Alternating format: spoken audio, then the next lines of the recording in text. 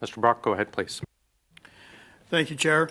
Ms. O'Gorman, your responses to the questions put to you by my colleague, Ms. Kuzi, as to why both Mr. McDonald, who was the Director General of the CBSA, and Mr. Antonio Utano, who was a Vice President of the CBSA, as to why they were suspended without pay. I find your responses to be lacking in clarity. Clearly you know a lot more. We're going to ask you questions about that because Canadians deserve a full, frank answer as to why both of these senior civil servants have been treated in the fashion that they have. And these are extremely unusual circumstances, so much so that the report put forth by Bill Curry in the Globe and Mail was able to speak with the former clerk of the Privy Council office, Mr. Michael Wernick, who said that public finger-pointing by senior servants is highly unusual. He cannot recall any other instance of such public disagreement. Is it an outlier? Yes. Suspensions without pay are also rare. It's a strong measure to suspend without pay while a process is underway and no conclusions have been reached. Usually disciplinary measures follow an investigation being completed, and suspension with pay is more common in the early stages, he said. It's also a very strong measure to suspend or permanently revoke a security clearance.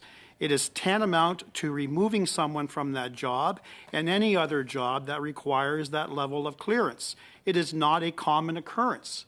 Your decisions at the CBSA, as directed and delivered to the other ministries these two individuals have worked for, have destroyed their lives.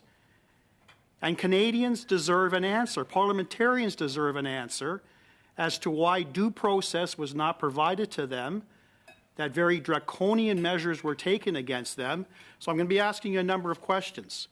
Who did you speak with, ma'am, on suspending the two public servants on the 54 million ArriveCAN app? You said it wasn't your decision, but clearly you participated in the ultimate recommendation that they be removed. Who did you speak with? That's not accurate at all. I didn't speak to either of their deputy heads about the actions they were taking. You received a preliminary report from investigators in your department. Did those investigators recommend suspension? No. Who did? The decisions were taken by the deputy heads. I shared the preliminary statements of fact with their deputy heads. Well, what did the preliminary statements of fact, how is it so damning against those two individuals that you felt it prudent to pass on to the other ministries?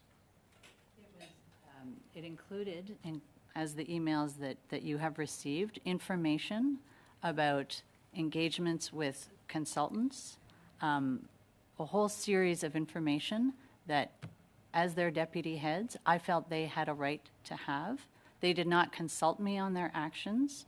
Why did you claim that they were a national security risk? I never claimed that. Were you aware that that was the language that was used in their suspension letters? I haven't seen their suspension letters. You're completely blind to that. You had no knowledge of that.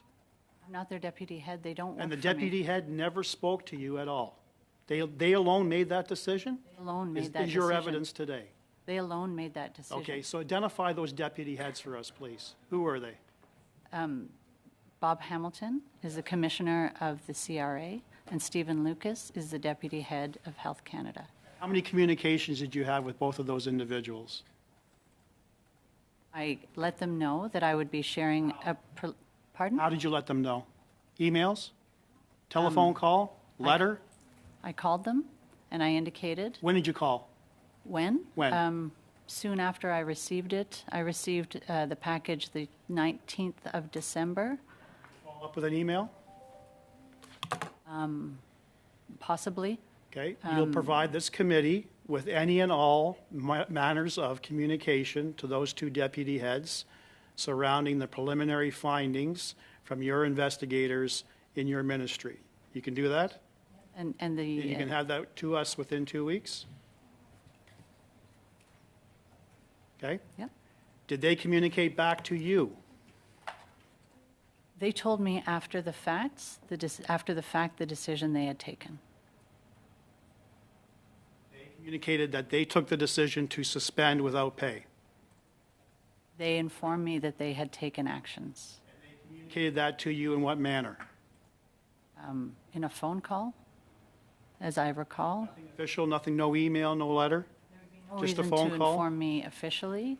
They are the deputy heads of those Right, employees. that we're taking the most drastic of Can you wrap up, remedies Mr. Brock? against, that we're taking the most drastic of remedies against these two whistleblowers who spoke truth to power, and they only communicated that via telephone. The employees work for them. Thank you, Mr. Brock.